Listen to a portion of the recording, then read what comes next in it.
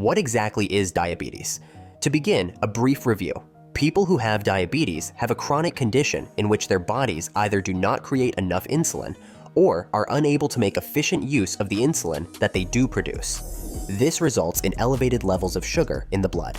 Type 1 diabetes and type 2 diabetes are the two most common kinds of diabetes.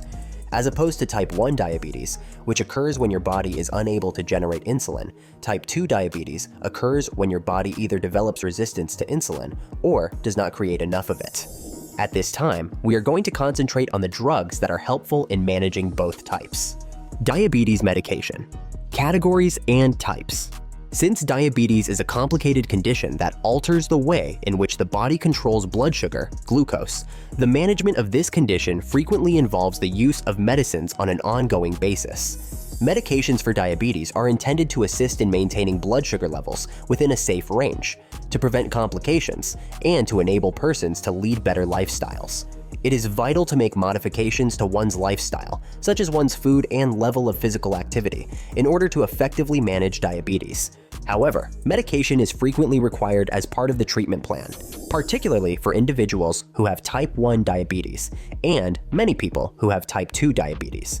Insulin, oral drugs, and injectable medications, the latter of which are not insulin, are the three primary categories that are typically used to classify diabetes medications. There are a variety of medications that fall under each of these categories. These medications target distinct components of the body's capacity to make or use insulin differently. Let us take a more in-depth look at these categories and the ways in which they function to assist in the proper management of blood sugar levels. 1. Treatment with insulin. Insulin is an essential hormone that plays a role in the regulation of blood sugar levels inside the body. When it comes to the treatment of diabetes, particularly type 1 diabetes, which is characterized by the inability of the body to create insulin on its own, it is of exceptional importance. In addition, individuals who have type 2 diabetes may require insulin therapy in the event that their bodies are unable to produce sufficient insulin, or if other medications are no longer successful in controlling their blood sugar levels. When it comes to insulin, there are several different types, and each one has its own unique characteristics, such as how quickly it starts working, how long it stays active in the body, and when it should be taken. Rapid-acting insulin is a type of insulin that begins to function within 15 minutes of being injected. It is typically administered right before meals in order to manage spikes in blood sugar that are brought on by eating. Short-acting insulin, which is often referred to as normal insulin, is typically administered 30 minutes before to a meal and helps maintain control of blood sugar levels for a period of 5 to 8 hours. Insulin with an intermediate-acting duration. This type of insulin begins to operate within 1 to 2 hours after injection and maintains control of blood sugar levels for around 12 to 18 hours. Rapid-acting or short-acting insulin is frequently used in conjunction with this medication. Long-acting insulin.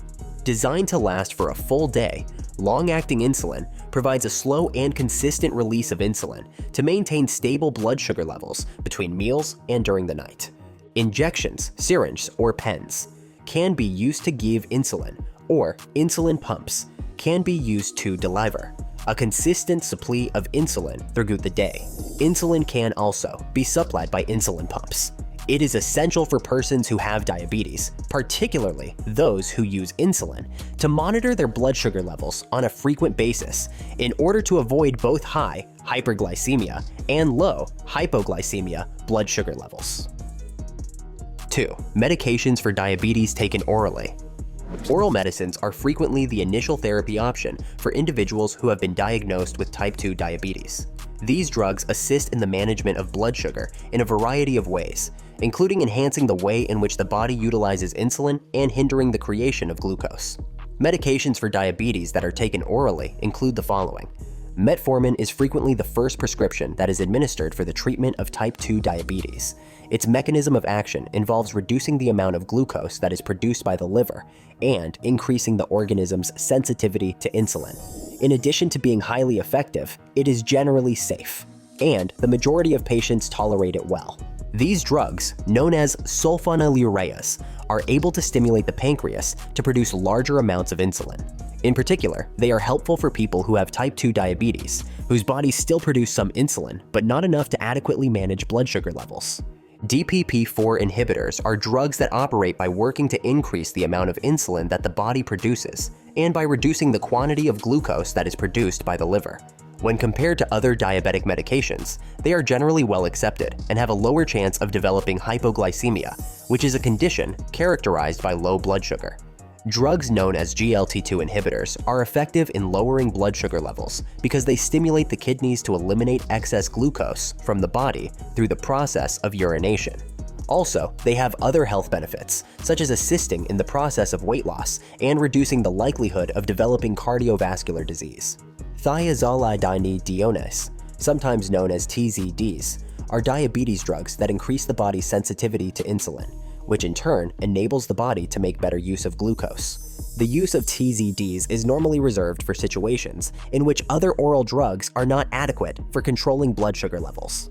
Because each type of oral medication operates in a unique manner, medical professionals may choose to prescribe a mix of these medications in order to assist patients in achieving better control of their blood sugar levels. In certain circumstances, oral drugs may be coupled with insulin or treatments that are administered via injection.